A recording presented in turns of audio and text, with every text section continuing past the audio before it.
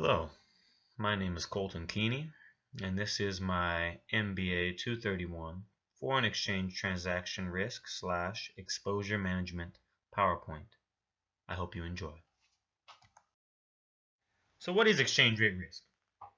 Exchange rate risk is the risk of an investment's value changing due to changes in currency's exchange rates. Similarly, exchange rate exposure is the risk associated with activities that involve a global firm in currencies other than its home currency. For example, the risk a US-based business faces by doing business in the European Union.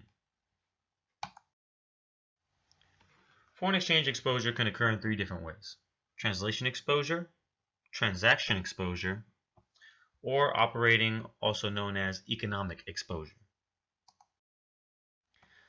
These types, briefly defined, are: translation exposure has to do with the transference of profits. Profits earned in functional currencies must be translated into reporting currencies for the preparation of financial documents. These differentials in currency values put international firms at risk. This type of risk can be measured by evaluating the volatility between the functional and reporting currencies over time. Operating and economic exposure has to do with the effect fluctuating exchange rates might have on future cash flows. For example, a U.S. business may have difficulty pinpointing what its cash flows will be in the future for a French business. A business can try and pin down these cash flows by looking at the changes and fluctuations of the European euro over time. Transaction exposure, which is the focus of this presentation, has to do with changes in exchange rates after firms have already entered into financial contracts. After the obligation has been made, unfavorable exchange rate fluctuations can lead to major losses for firms.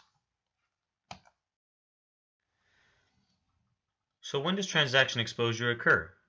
It occurs from the inception of a currency contract to the time of payment. It's measured by the difference between the contractually fixed invoice amount in a specific currency and the final payment amount denominated in the current exchange rate for that specific currency. Global firms manage transaction risk with hedging strategies.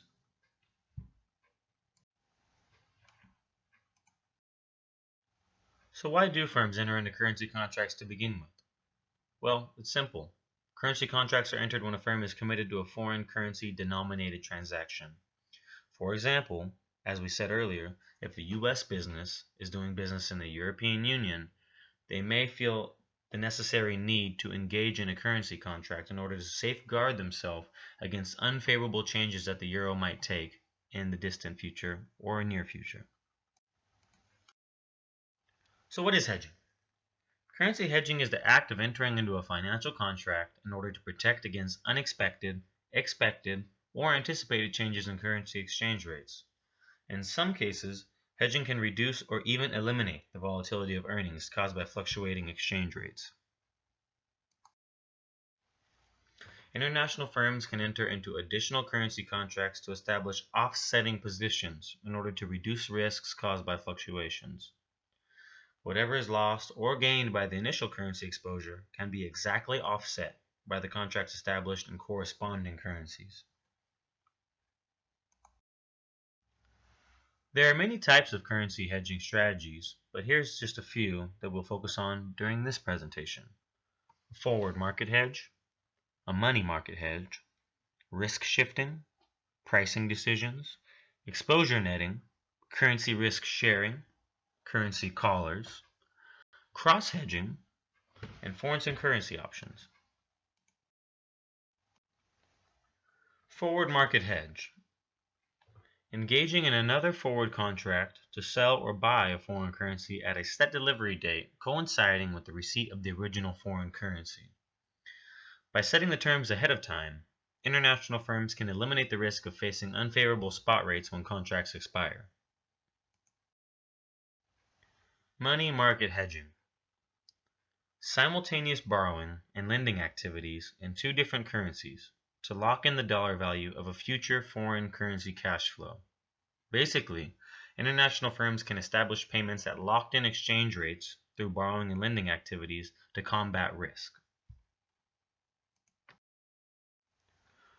Risk shifting is when a firm invoices its exports in a strong currency and invoices its imports in a weak currency.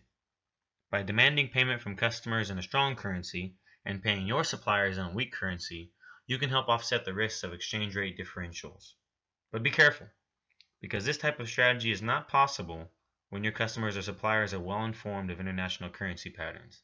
Basically, don't try to screw the guys you're doing business with unless you know exactly what you're doing.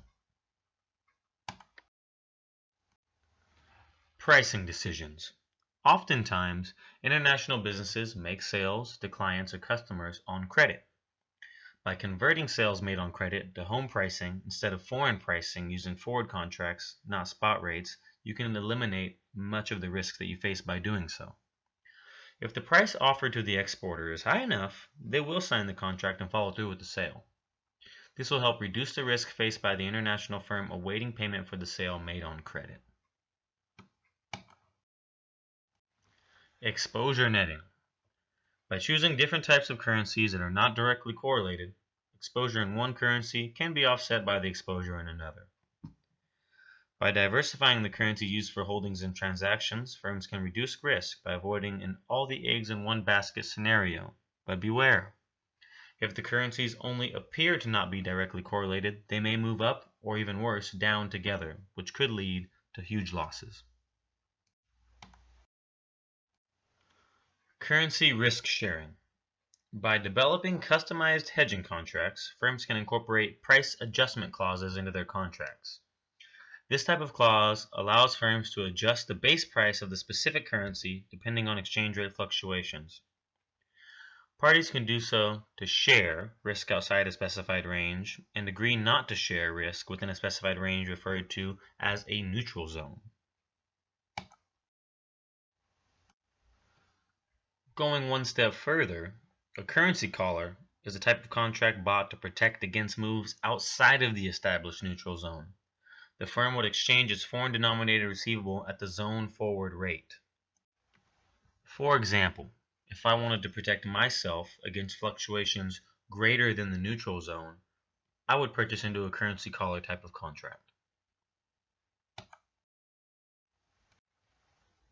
Cross-hedging. Sometimes forward contracts are not available in the functional currency of choice. In these circumstances, contracts in a related currency can be entered.